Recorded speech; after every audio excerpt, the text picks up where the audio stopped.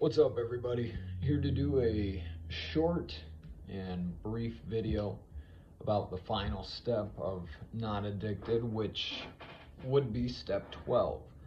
And step 12 reads like this: that I recognize as a sober individual that I will decide the next time I use if I do. So the quote to go with it is, there are no such thing as causes of substance use. There are only influences on us making the decision to use again. And so from the standpoint of Not Addicted, we take the position that if you are currently sober, then the only thing, like stated, that will make you use again is your decision to do that. Now, I always make sure that people understand that things can certainly influence the decision. It can feel like we are caused to do certain things, but at the end of the day, I believe there are, again, no such thing as causes. And so this extends to, all of the classic things like brain changes, for instance. I don't believe that biology has too much to do with addiction, or at least with somebody deciding to relapse, if you will.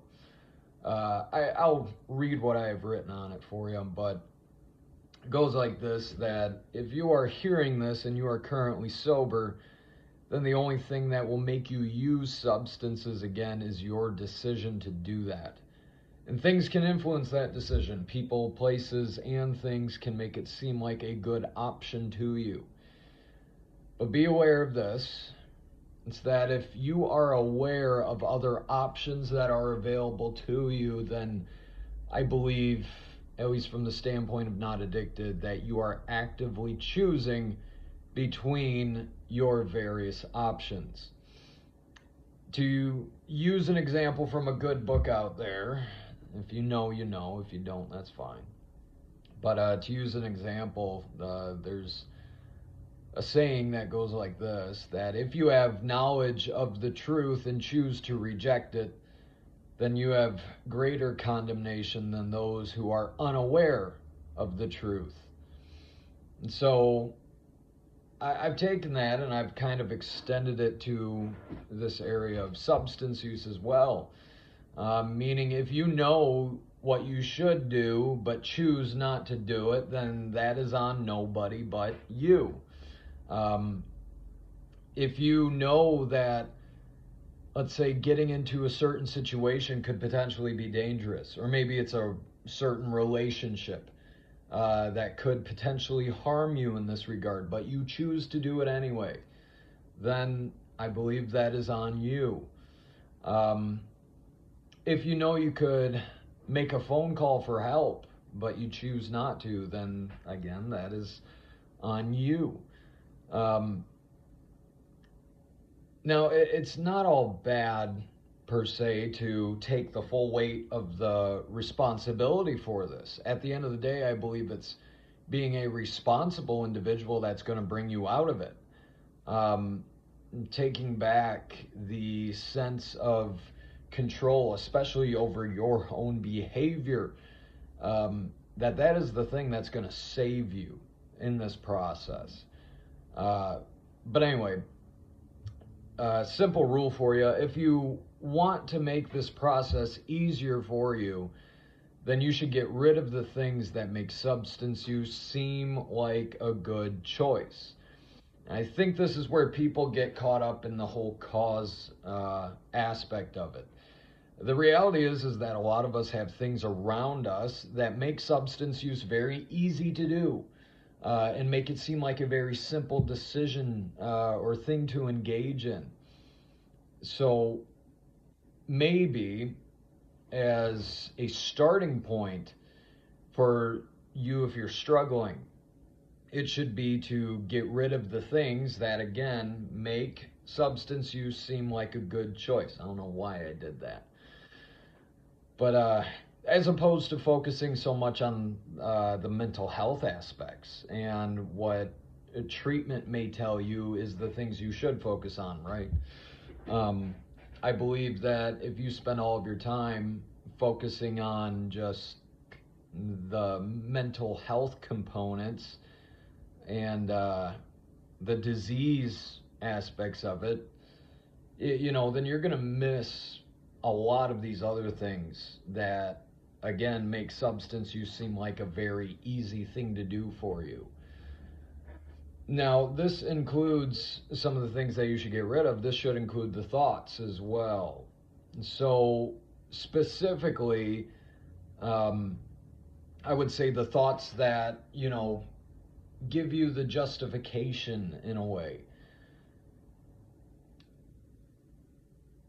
I think the first thought change that should take place is ultimately separating what is a cause versus what is an influence. To define them, a cause implies force, meaning, you were forced into a situation. And just to be clear, I don't believe that anyone is forced into addiction.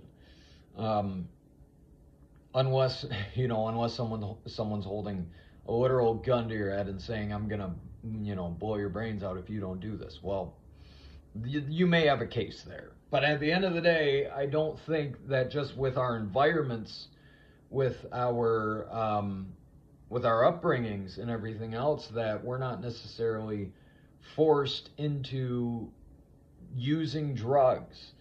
Again, we're just presented with situations that make it seem very easy and make it seem like a good choice. So separating this cause versus influence, let's look at one specific thing, and that being behavior. I do not believe your behavior is caused by anything else than you deciding this is how you're going to behave. From a research standpoint, research indicates that behavior is not the result of chemical reactions in the brain. Rather, the chemical reactions are a response to the behavior. And the thing that dictates behavior in a lot of cases is an interplay of multiple influences, such as your reasoning or your own thinking, your environment, social norms, your attitude at the time, your beliefs, your upbringing, and the like. So this separation, though, between cause and influence, I believe, is of fundamental importance if you are taking on the not addicted approach. We need to, through this process, believe that we are powerful, independent decision makers, and we cannot allow our behavior to be left up to biology. We cannot allow our behavior to be left up to mental illness and mental disease, for instance, or addiction. And I feel like people who do get to this point where they fundamentally believe that their behavior is not up to them, but is just are just these the results of certain chemical reactions in their brain. Well, I believe that this is what produces perhaps a lot of depression and a lot of anxiety. I mean, I don't know, just speaking from my own standpoint, I'd be pretty dang depressed if I didn't have confidence in what I knew I was going to do. If I was just saying, I don't know, to everything. Are you going to stay clean? I don't know. Are you going to get better? I don't know. Are you, how are you going to act in this situation? I don't know. It's just that I believe that kind of thinking, that kind of mentality produces a lot of maybe, I don't know. It could produce a lot of the mental illness that we see nowadays, the mental disorder, taking away, the autonomy in someone's mind. I cannot imagine that is a good place to be at. I just can't. I believe, though, that hope for a better life is not found in the ideas that we are caused to act in specific ways. It's found rather in the idea, I think, that we are very malleable. We can choose to change many aspects of our life if we desire to do so, and that we can do that successfully without the idea that we may be caused to revert back to what we were trying to change. And that's kind of the language you get from treatment in a way on addiction, is that ultimately, again, you're caused to do this. You know, certain things out there, certain curriculums out there state that relapse can happen by accident, that you don't mean to do it sometimes. And it's just, I don't know, I struggle with that a lot, in that idea. I can confidently say that there was never a time when I was doing heroin that I was saying to myself, I don't want to do this. Every time I did it, I was thinking, okay, I want to get high. Or, okay, I want to get rid of the withdrawal, you know? There was never a time where I did it and said, yeah, I don't want to do this, but did it anyway. There was a part of me that wanted to, and I cannot deny that. And I think treatment needs to stop denying that fact. I think from a treatment standpoint, they need to understand that there are just as many reasons for someone to continue using as there are for someone to stop. It just, you know, continuing to use is a simple and easy thing to do. The idea of stopping is much more difficult. But yeah, you know, not all addicts want to stop. Simple as that. And if you're in that position, then you need to be honest about that fact, whether you do want to or you don't. That's up to you. So, I got a lot more here. I'm trying to be quick for the sake of time. All right, I'll finish reading this, and then I'm going to have to make another video at some point on the other part. But anyway, I don't think I'm asking people to make a giant leap per se when it comes to changing the idea of you are caused to the idea that you are influenced. And this kind of change can be very significant in the mentality of an individual who's going through this process. Influences allow for the idea that they can be changed. It means that your behavior is the result of things that are within your ability to adjust. Language that says that things can be changed or that you have the ability to adjust them. This is where I believe people in this process find hope in the things that they can change, the things that they know they can adjust, including their brain and their thinking. But let this be the new understanding that nothing causes you to use substances. Mental disorders do not cause you to continue to use. The environment does not cause you to continue to use. The brain changes brought on by addiction do not cause you to continue to use. If this were the case, then why do people decide to get clean even when their brain is in such a state of change that, according to the experts, it forces them to continue using?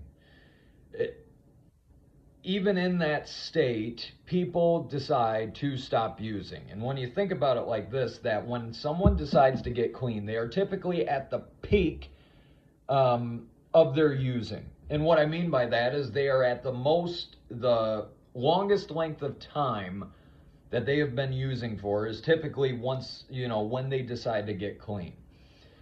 And again, you could have been using for 15, 20, 30 years, but yet these people still decide to get clean, even after using for that long.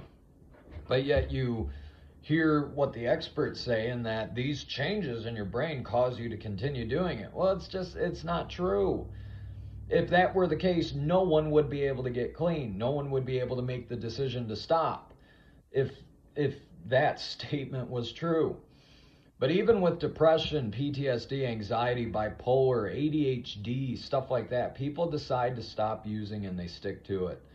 It's because these things do not dictate their life or cause their behavior.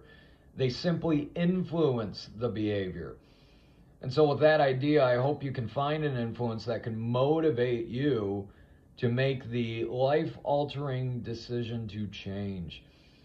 Maybe it was the people who constructively criticized you while you were going through this that could be that influence. Maybe it was a book that implanted an idea or a sense of hope that you could change. That could be that influence. We need to direct our focus to things that produce an attitude of change in us if we want to move past this problem. This is how you help to change that desire, by changing your focus. If you focus on disorder, you could miss all the areas of your life in which you could have order. If you focus on disease, you could miss all the areas in which you could have health. If you focus on your defeats, you can obviously miss all the areas in which you've had your success. But your focus and what you're aiming at is going to determine your decisions and your actions. And so if all you do is focus on the negatives, focus on the disease and disorders, then how could you ever expect to create a life of positives, health, and order as well? Disease, in my opinion, is a distraction. Disorder is an influence on you. It's not a cause of behavior. And the negative circumstances and negative feelings are influences then on us and our decisions. They are not causes of our decisions. They influence them. So I hope you take the time to seek the right influences and seek anything that produces the motivation to change. And again, I think this exact area is where treatment completely misses the mark. You're not going to motivate someone by convincing them that all they can do is cope. You're not going to motivate someone by convincing them that it's going to be a lifelong struggle and that you can only take it one day at a time sometimes. It's just, that is, I mean, to somebody like me, that would unmotivate me. I'm sorry, but I don't want that. I don't want to struggle every day. I don't want to have to just take it one day at a time. I don't want to have to, oh God, what was the first one that I said? No, I don't want to have to do that other thing that I said either. I think that there are more people out there that are like me in that sense, where, you know, we thrive off of the sense of power, if you will. Not in like a bad way, like we want to be powerful and take over everything. It's like power over ourselves. And our decisions, you know, the old adage, you call me weak. Well, then I want to prove you wrong, and I want to show you how strong I am. Then you say I can't do something. Well, I'm going to show you that I can. You know, you say I'm disordered and screwed up. Well, no, I'm going to watch my language, but. Well, whenever I was faced with that kind of statement throughout this, I mean, I had an immediate response to that, and it's, well, I'm trying to keep these videos clean, so it's not appropriate. But either way, you see, most people would then, in the treatment world, call that, whether it be overconfidence or in denial. But I say no. I say it's I know me. Better than you know me. I know what clicks for me. I know what works for me. And the way that you are presenting life after addiction does not work for me. And so I will find my own path. I will find my own way through this, one that I want, not one that I'm doing just because that's what I was told to do. That's the kind of attitude and mentality we need to give to this process, that kind of energy, you know. So yeah, like I said, I'm going to keep this one short. I got another video tomorrow. It's actually going to be the start of the interview series, if you will. And we're going to have good old, I call him Mental Health Dave, therapist colleague of mine that I work with, who is very opinionated about this. We agree on some things, we disagree on others. But overall, every time we get together, it's always a really good conversation. And so we're finally going to take the time to record it. And yeah, wherever it goes, it goes. And hopefully it'll be interesting. Hopefully you'll enjoy it. But that's all I got for you today on this final step 12. Again, I'm probably going to do another follow-up video of some kind with this. I'm not quite satisfied. I think I should add a little bit more, but I'm kind of short on time, so I gotta go. But we'll see everyone soon. And again, look out for that video tomorrow. I'm pretty sure I'll just call it Interview with Mental Health Dave or something like that, or Conversation Debate with Mental Health Dave. So it'll be fun. Y'all hang in there. We do recover, we get better, and we can move on. Remember that. Don't forget it. Peace.